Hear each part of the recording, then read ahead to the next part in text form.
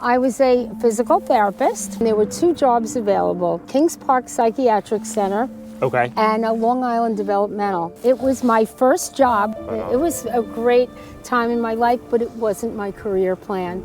We had to use procedures that were somewhat unorthodox. Many of the patients, in addition to having physical disabilities, had a condition called pica, where they would consume unconsumables. You walked in and the employees greeted you, and sometimes I didn't know who was an employee and who was a patient. Well, this was my first day, and I must tell you, I vomited in the garbage pail. And they really had very limited capacity for following directions. These are people that were never going to be discharged. To get them independent within the institution was sometimes the loftiest goal. Do you think today, is mental health something that's still sort of misunderstood, stigmatized in certain ways? 100%. Really?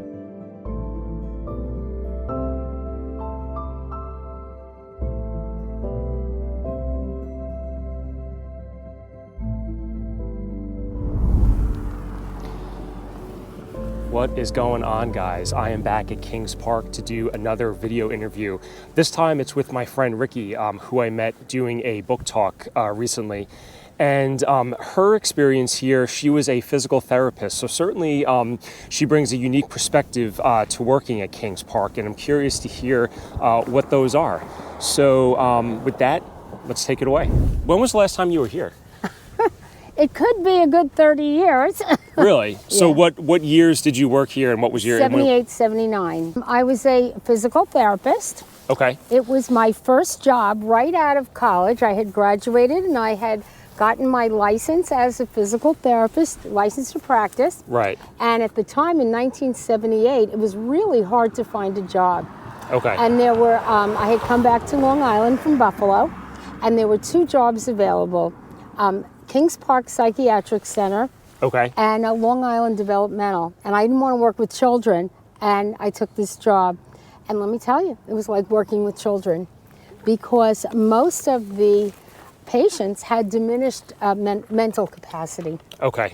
So even though they were adults, really you had to treat them like children. Right. So most of the patients in this building here, 93, were geriatric patients, meaning they were senior citizens.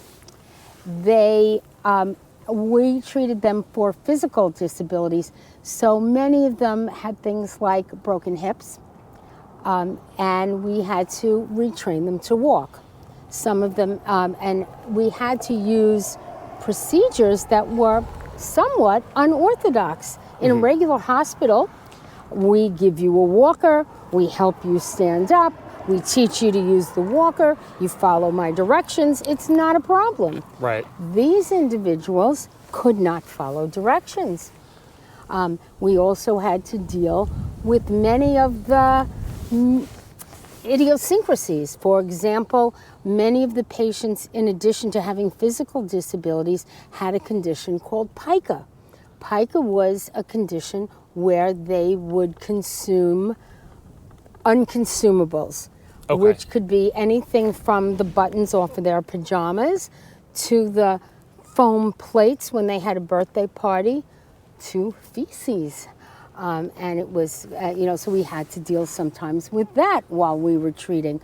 But we had to use unconventional equipment. So we used, to get people to stand, we used something called a tilt table. Okay. And this was a device, if you've seen Frankenstein, it was like a Frankenstein table. Okay.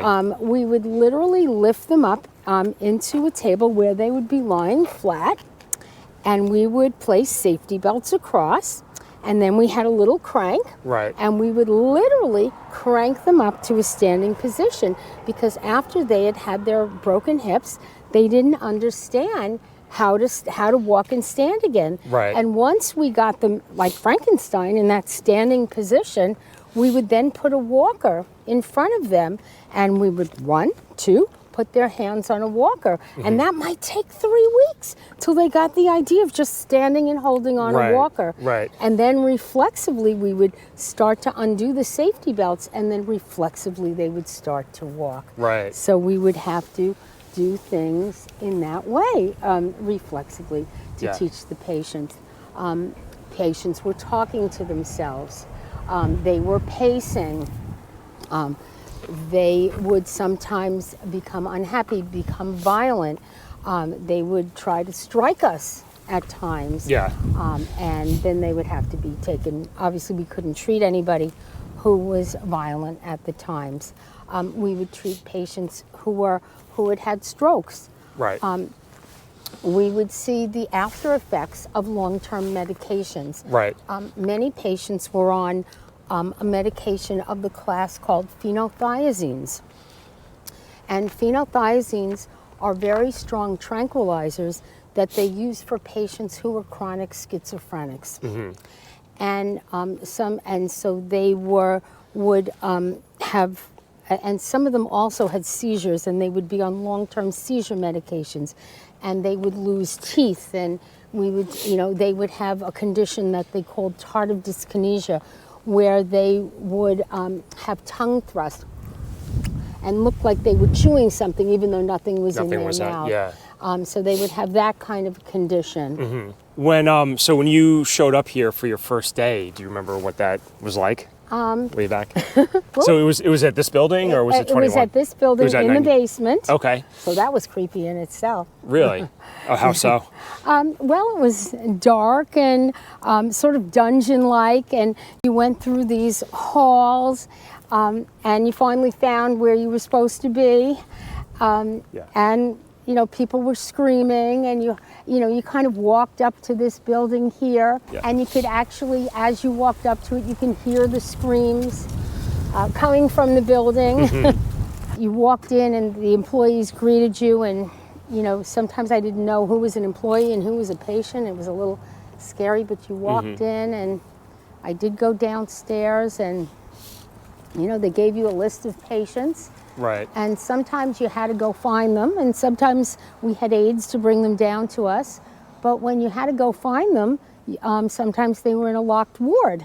And they gave you a skeleton key that was just what you think it looked like, a real long skeleton key, something you'd find in a movie. Right. And you actually had to unlock the ward and go in to get your patient. So had very much like an institutional type, I guess, feel to it. Yeah.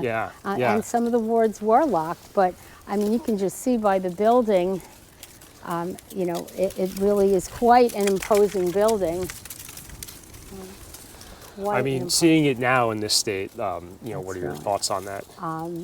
They've really let it decay, and I wonder if it could have been used for some greater good. Everyone that I've spoken to and the preservation efforts right now, I know this particular building is set to come down at some point.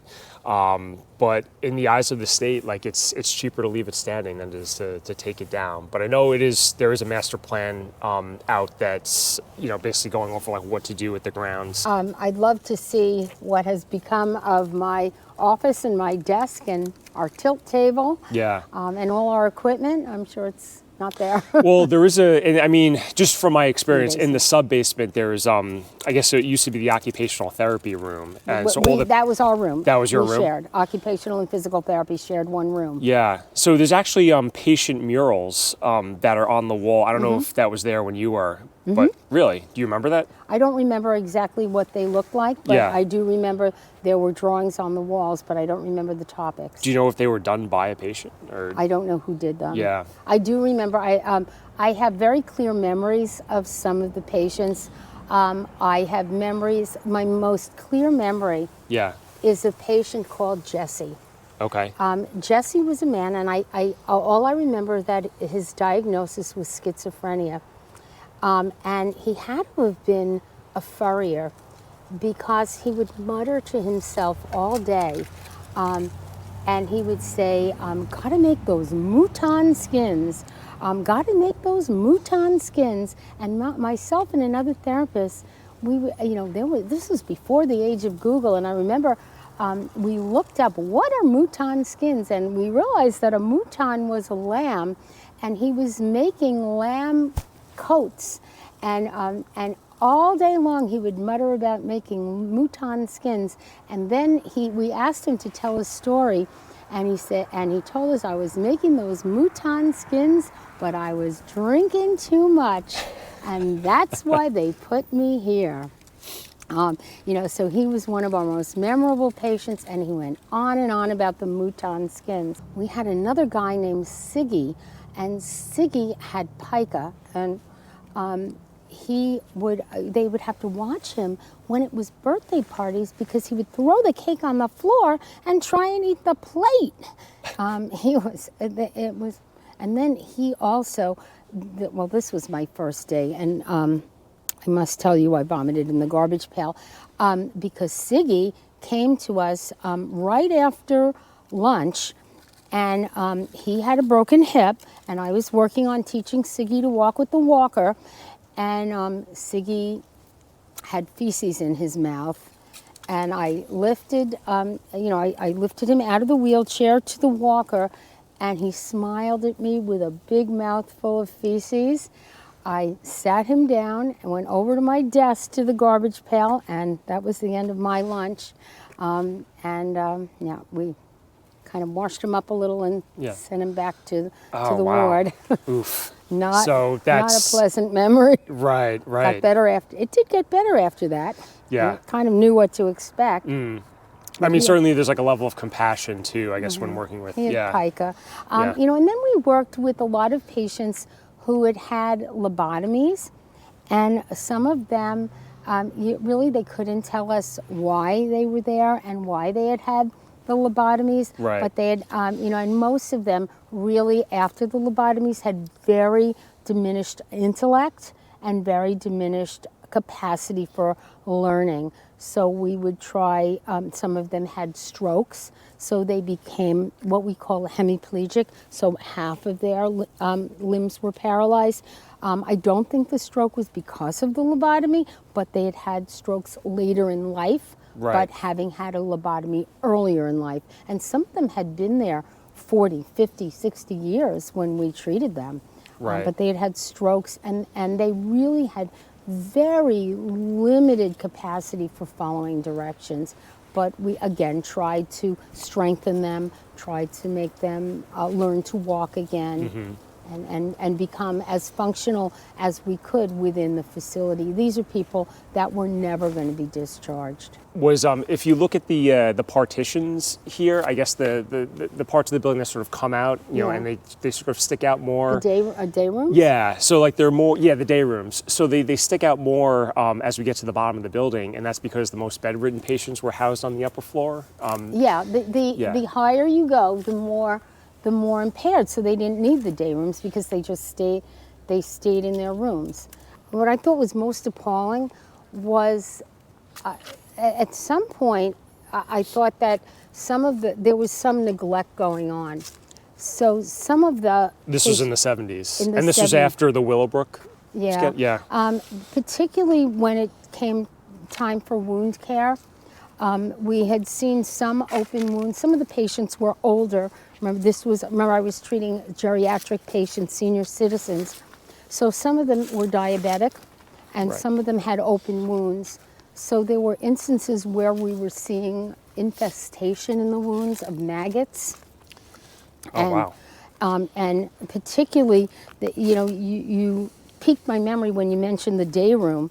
And one memory comes to when we were getting patients from the day room and bringing them downstairs to physical therapy, looking at a wound. Always, we always inspect, obviously, someone's limbs before we pick them up and walk with them. Right. And, just looking at a patient, not every patient, of course, but I remember one particular patient that had an infestation of maggots in their open wound in their leg. And bringing it to we had a doctor in charge. She was a physiatrist, and just bringing it to her attention, and having her obviously address that.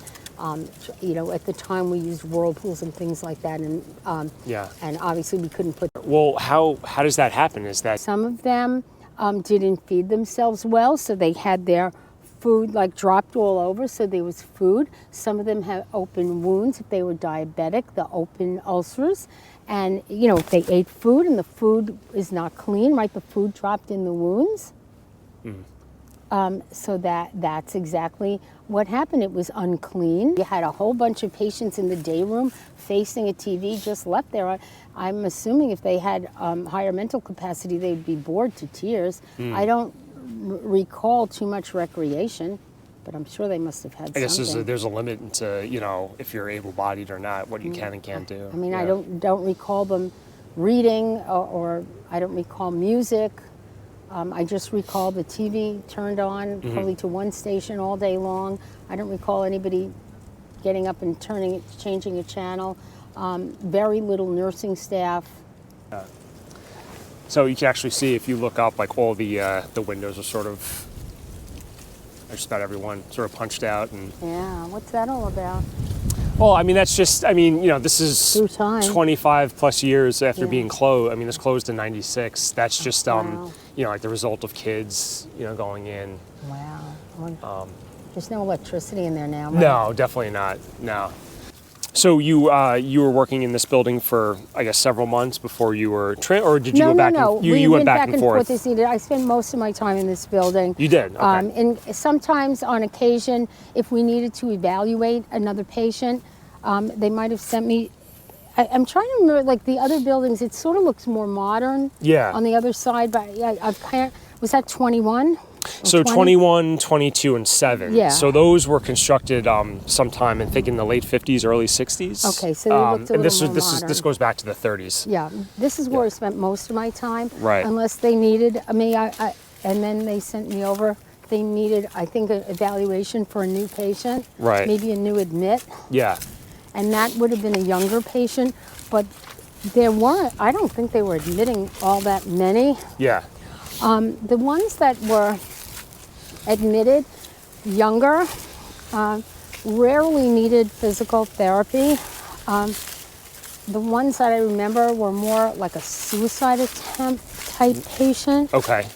And that was more OT. They damaged their wrists, things like that. Right. Not so much PT. I worked 8 to 4. You worked 8 to 4. Do you remember your past days or days off? Saturday and Sunday. Those were good days. Okay. Yeah. All right. Yeah, so it was 'cause we're regular, physical like Monday to therapy, Friday, yeah. 9 to 5, or 8 to 4. 8 to 4. Yeah. And we had plenty of staff. We were 2 physical therapists, Right. and then they had 2 physical therapist assistants, and then several physical therapy aides, and Right. 1 doctor. And then there were occupational therapy staff as well. So mostly fond memories working here. Do you do you keep in touch with anyone that you You know worked what? with? Or was- I kept in touch for many, many years Yeah. with the other physical therapist. He went on to work at Gurney's Inn Okay. out in Montauk. Right. And then he had a big, big private practice in New Hyde Park. And then probably we kept in touch over 20 years. Yeah. The physical therapist assistant, she moved to New Jersey. Sort of lost touch with her after a little bit. Yeah. But we kept in touch for many years. And then the aides, I did not necessarily keep in touch with. They were long-term employees here. Yeah. But, It was a great time in my life, but it wasn't my career plan. Right. My career plan was I really wanted to work in a general hospital, which I did when I left here. I moved to Long Beach Hospital, and I really did want to teach, which I ultimately did for 43 years after, after leaving here. Yeah. Did you ever see yourself getting into mental health when you were studying? You went up to Buffalo, or? I did. I have my PT degree from Buffalo. But it really did shape me for treating geriatric patients, and Right. really did help me to really gain.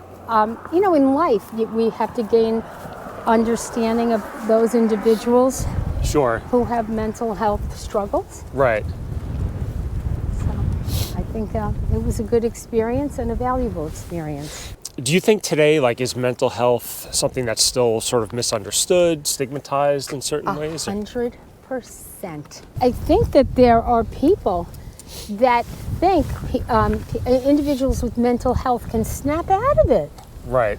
If they wanted to, they could. If people who are depressed, oh, just snap out of it, just cheer up. Right. I think it's very much misunderstood and really thought to be a voluntary state of mind. Right. By I some mean, people. hospitals, such as this, do you think we still need them today in some regards, or? I don't think we need anything to this scale. Yeah. I think that some of the patients, I'm going to be honest with you, who were admitted here were admitted under false pretenses. There were individuals who, Really? for example, had Down syndrome, Yeah. who were not mentally ill, Right. who probably could have been serviced by OPWDD. OPWDD is Office for Persons with Developmental Disabilities that handles autism, mental retardation, for example, and other developmental disabilities. And there's OMH, Office for Mental Health, Right. that handles mental illness. So individuals with, for example, Down syndrome, autism, even though they may appear as mentally ill, are handled by OPWDD Yeah. because it's from birth. Right. So I think that a lot of the individuals who were here probably could have been handled by OPWDD and could Right. have been housed in a smaller unit, a group home, Right. and not necessarily a large institution. Yeah. One woman, and I don't know if it's true, she was an older woman. She said that she had been put here because she was 17 or 18 years old, and she had been put here by her parents because she wanted to marry a black man. I don't know if it's true, and they deemed her insane, and her parents put her in the institution. And she had been here, I don't know, 30 years, 20 years, many, many years. Yeah. And I don't know that she could have even survived in the outside world. She didn't understand the ways of the world. Right. Wow. was, So that's what being institutionalized is? Yeah. Apparently. Yeah. Yeah, I was thinking, do you want to go? We could check out 21, Sure. 22. Do we walk or do we drive? It's what are you up for? It doesn't matter. Yeah? Yeah, we can walk. Yeah? Okay. I mean, it's probably a good, 10 minutes. Sure. Yeah. I want to know what made you have this passion. Yeah, I guess for me, I used to run indoor track in high school. So we would have meets at Suffolk Community College. They had an indoor track there. So it's adjacent from Pilgrim. The side to coast sort of, splits the two properties. But to get back on the Parkway, you have to drive through Pilgrim, and I remember doing that, after the meets, and I was just so in awe, with all the buildings that were sort of shuttered there, why are they here, what's inside, what was the purpose of them. My interest goes way back there. And then it wasn't until many years later when, I came back to Long Island, I ventured there only to find that a lot of those buildings were taken down. But I have heard about Kings Park. So right now we're approaching the side of 22. Okay. So this was a parking lot at one point. You see 7, Yep. and then 21 is on the Yep. other side. So I don't know if this brings back any... 100%. Really? Okay. Okay, I can't remember which one, but Yeah. So I think We it was also had- 21, 7, 22. That was the way. I worked between these two buildings. Yeah. Between that and 93. Okay. I can't tell you what floor because I really don't remember Right. where they had us. Yeah. They had a little satellite physical therapy office Okay. where we had to evaluate patients that came in Right. if they needed and we had to make a determination if they needed physical therapy or not. Right. And then wherever they were assigned, we had to send a therapist over to treat them at their unit. How many patients would you, I guess, typically see? We saw one every half hour. Really? Wow. Yeah. And the range of, I guess, injuries or disabilities that they had? Or? Well, as I said, we were mostly seeing geriatric patients. Sure, okay. There were strokes. There were, most of it was having patients relearn the ability to walk. Right. But we were also treating individuals who had weaknesses. There were a lot of patients that were chronic alcoholics. And chronic alcoholics experience damage to the nerves in their legs. Okay. So they have a condition called drop foot, where their ankles are paralyzed and their toes drag on the ground. Okay. So we want to try and strengthen the muscles in their ankles and their legs, their knees. So we did a lot of muscle strengthening for individuals who were chronic alcoholics. Yeah. We did a lot of postural work because individuals on long-term medications have conditions where they stoop over when they walk. So you wanted to work on posture and straightening up of the backs, Right. and normalizing their gait, normalizing their posture. And just individuals, getting them strong, getting them able to walk. Sometimes, we didn't look at trying to get people back to normal, Right. but just being able to get them to walk from their room to the dining room to the day room, Yeah. and back, to get to the toilet and back independently. Yeah. That was really a good goal for them. Mm-hmm. To get them independent within the institution Yeah. was sometimes the loftiest goal. Mm-hmm. And that's the kind of patients. But weakness, alcoholic weakness, we call it alcoholic neuropathy. Patients who had strokes, patients who had postural abnormalities, Right. Parkinson's, even drug-induced Parkinson's were all things that we saw. Yeah. And of course, broken bones, such as fractured hips. Did it, after a while, did it get sad, depressing, based on the state of things, or was there always a sense of we're doing a lot of good, we're helping cure? Treat these I don't patients? think cure would be a good word. Yeah. I think that we it was more palliative care. We made the patients as comfortable as we could make them Sure. under the circumstances. So yeah, this would be 22. Main entrance would be there. This was all a parking lot. They actually, the park dumped a bunch of dirt, in the front, just to prevent people from going in. Wow. It's amazing. Yeah, just around the corner is, building 7. Do you want to keep walking, or? Sure, it's okay. Yeah. But yeah, we tried to make people as comfortable as we could. The ones that were hardest to work with were the patients that were diagnosed as catatonic schizophrenics. Okay. Those are the patients that were literally frozen. Do you know what catatonia is? It's just they are in a trance. Really? And So would you be able to try it. feed them, or how would they? That wasn't my role. Our Right. role was to try to get them up. Right. I mean, would they be able to eat, or go to the bathroom, things like They that? would be incontinent, meaning they Oh, would just, okay. Yeah. when their body needed to, they would just go. Wow. So But- what causes something like that? It's a form of schizophrenia. It's a form of mental illness. I would assume it's a chemical imbalance. Right. But basically what we would try to do is we would have 2 therapists work on them at the same time, Yeah. and one on each arm, and just sort of help them reflexively under each armpit, and sort of give them lean them forward a bit, Right. and give them a little boost, and hopefully they would get the idea of standing up and walking, Right. and then we would just kind of arm assist them, Okay. sort of like we were taking a walk in the park, Right. and walk them around, and remember that if somebody's walking, weight bearing alone is going to help strengthen muscles. Sure. So we would just walk them around and around and around the ward, Yeah. for 20 minutes, Yeah. just to get them going. Do you ever get approached by anyone that has an interest in your field of study, or All the experience time. with cancer? Really? Yeah.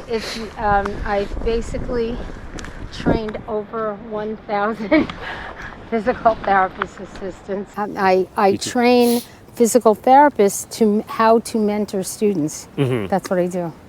Oh wow. Okay. Yeah. So, what's something that you've learned throughout your career? Either from working here or just working in physical therapy in general. Patience, and not, and how to withhold like not to rush into anything. Isn't that a good lesson? That is a good lesson. Not to jump the gun. You know, as we're leaving this portion of the hospital, what's your takeaway? I think it's, I don't know. I think it's sad for what happened here. Yeah. In the many years that this was open, sad for some of the patients, sad for what they went through, but maybe optimism for what these grounds can become.